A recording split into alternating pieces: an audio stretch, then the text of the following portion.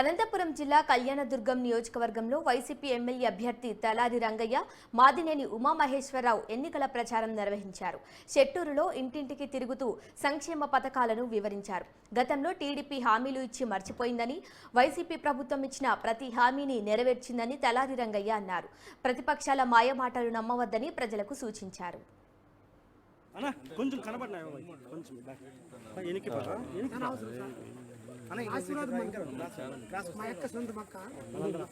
भाई 4% रिजर्वेशन दिया कि भाई जगन कैसी हालत में डालना वोट तुम्हें।